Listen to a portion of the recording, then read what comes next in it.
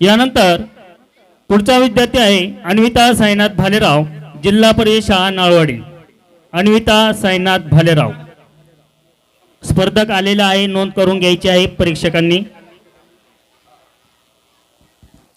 नमस्कार, माझे नाव अन्विता साईनाथ भालेराव, इयत्ता तिसरी, शाळा जिल्हा परिषद प्राथमिक शाळा नळवाडी। ती धारदार तलवार होती, ती स्त्री शिक्षणाचा अंगार होती, ती प्रेरणा होती, ती स्फूर्ती होती, ती विद्येचा अलंकार होती। ती अशी स्त्री होती की समाजाच्या भीतीने कधी डगमगली नव्हती। ती लढत होती, ती जगत होती, जगण्यासोबतच जगवतही होती। लाखो हजारो स्त्रियांचे ती भविष्य घडवत होती। ती आशा होती, ती भाषा होती, ती नवपर्वाची दिशा होती। ती स्त्रीचा सन्मान होती, होय ती सावित्रीच होती, होय ती सावित्रीच होती। सन्मान्य व्यासपीठ, तज्ज्ञ परीक्षक, पूज्य गुरुजन वर्ग आणि देशाचा आधारस्तंभ असलेल्या माझ्या बालमित्रांनो नमस्कार। माझे नाव अन्विता साईनाथ भालेराव, इयत्ता तिसरी, शाळा जिल्हा परिषद प्राथमिक शाळा नळवाडी। माझ्या वक्तृत्व स्पर्धेचा विषय आहे माझा आवडता समाजसुधारक। सावित्रीबाई फुले यांनी स्त्री शिक्षणासाठी जो लढा दिला तो इतिहासाच्या पानांवर सोनेरी अक्षराने कोरला गेलेला आहे। सावित्रीबाई फुले यांचा जन्म 3 जानेवारी 1831 रोजी सातारा जिल्ह्यातील नायगाव या गावी झाला। त्यांच्या आईचे नाव लक्ष्मीबाई व वडिलांचे नाव खंडोजी नवसे पाटील असे होते। त्यांचा विवाह वयाच्या अवघ्या 9व्या वर्षी क्रांतीसूर्य ज्योतिबा फुले यांच्याशी झाला। त्यावेळी त्या निरक्षर होत्या, परंतु शिकण्याची त्यांना खूप आवड होती। त्या काळी फक्त चूल आणि मूल एवढी स्त्रीची सीमा मानणाऱ्या समाजाला स्त्रीचं शिक्षण मान्य नव्हतं। स्त्रियांनी शिकणे हे महापाप मानलं जायचं। जिद्दी सावित्रीबाईंनी हे न जुमानता शिक्षण घेतले ते आपल्या पतीकडून। पुस्तकाला 7 शब्दाची लाभली, पुस्तकाला 7 शब्दाची लाभली।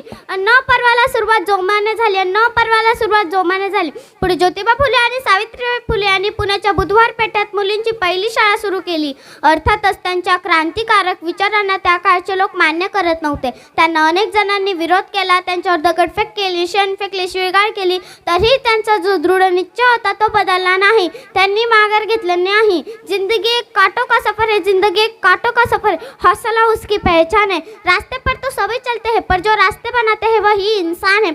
अशा प्रकारे सावित्रीबाईंनी स्वतःची ओळख निर्माण केली। सावित्रीबाई या भारताच्या प्रथम महिला शिक्षिकाच नव्हे तर एक उत्तम कवयित्री, अध्यापिका, समाजसेविका आणि पहिली विद्या ग्रहण करणारी महिला देखील आहे। या व्यतिरिक्त त्यांना महिलांचे मुक्तिदाता देखील म्हटले जाते। त्यांनी आपले संपूर्ण आयुष्य महिलांना शिक्षित करण्याकरता व त्यांना त्यांचा हक्क मिळवून देण्याकरता खची घातले। पती ज्योतिबा फुले यांच्या मतीने कोणाचे आर्थिक सहाय्य न घेता त्यांनी मुलींच्या शिक्षणासाठी 18 शाळा सुरू केल्या आणि पुण्याच्या उस्मान शेख या मुस्लिम बांधवाच्या घरी मुस्लिम महिलांना शिक्षित करण्याच्या उद्देशाने त्यांनी शाळा सुरू केली। महिलांना शिक्षणाच्या प्रवाहात आणताना सावित्रीबाईंना अनेक संघर्षांना सामोरे जावे लागले, परंतु त्यांनी हार मानली नाही आणि ध्येय खचू न देता संपूर्ण आत्मविश्वासाने त्या संघर्षाला सामोरे गेल्या आणि यश मिळवलेच। महिलांच्या शिक्षणाच्या ध्येयाने प्रेरित सावित्रीबाई सतत या क्षेत्रात काम करत राहिल्या। शिक्षण क्षेत्राच्या त्यांच्या योगदानाला बघून ब्रिटिश शासनाने त्यांचा यथोचित गौरव केला।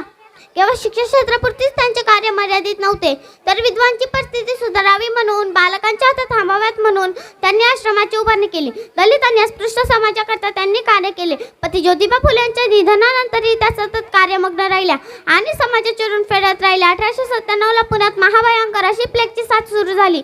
सावित्रीबाईंनी स्वतःच्या प्राणांची पर्वा न करता रुग्णांची सेवा त्या शुश्रूषा करीत राहिल्या।